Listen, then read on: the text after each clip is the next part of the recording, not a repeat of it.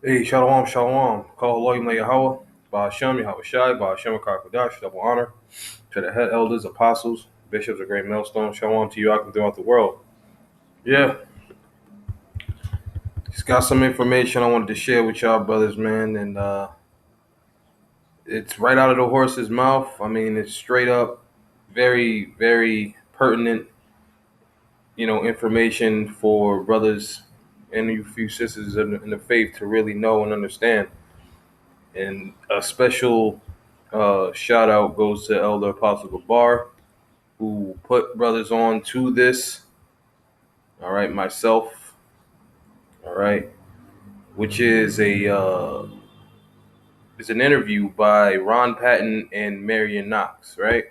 And it's called the Master Plan of the Illuminated Rothschilds. And what I want to focus on in this short segment is through the Spirit and power of the Lord. As the scriptures say, I like to be short and sweet. All right, speech be short.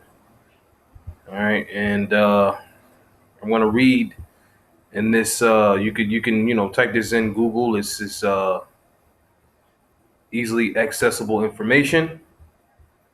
And Ron Patton asks Marion Knox, "Can you be more specific as to the role the Rothschilds play into all of this?"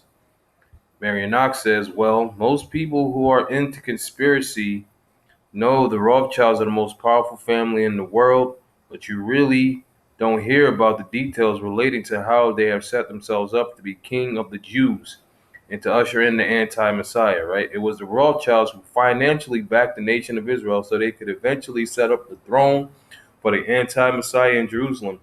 And yet, during World War II, their money and resources were used to kill millions of Jews, Holocaust. But these were seen as the expendable Jews from the house of Jacob. Remember, these guys have the audacity to use the Bible as a blueprint to take over the world. Let me give you some background information on one level. Now, here's the kicker right here. This is the main part that I want to share with y'all. On one level, the Rothschilds secretly call themselves the House of David from the tribe of Judah. Now, the Rothschilds, translated from German into English, means red shield.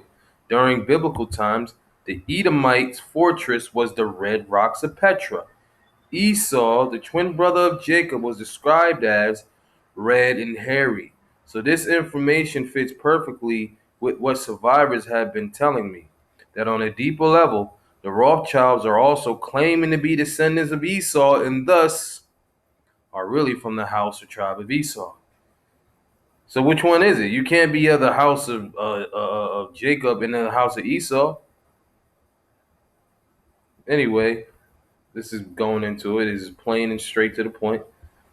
What they are trying to do is to get the birthright back from the house of Jacob, who are the real Jews. You hear that? You so-called blacks, all right, West Indians and Haitians.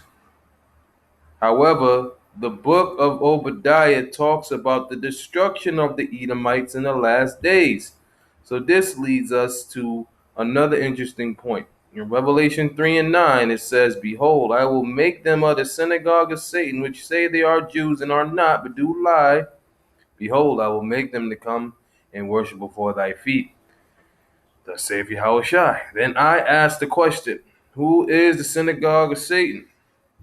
The only logical conclusion I can come up with is the Illuminati Rothschilds. All right, let's see if I can squeeze this last one in here. Okay, now let's look at some other things. Mayim Shah Rothschild had 5 sons, and in order to keep the wealth in the family, there was a lot of inbreeding, like what incest, like what the European royal families did. One of their hobbies was horse racing, and they were known to be horse breeders as well. I think this may have given them additional insight into purifying their bloodline. Normally, you would think, it makes me think of the Whitakers, inside joke for certain brothers that know. Normally, you would think that random inbreeding would bring degeneration in the genetic pool, but they had the mindset to eliminate the weak ones and save the ones who were strong and healthy. So this is part of their master plan to improve the genetic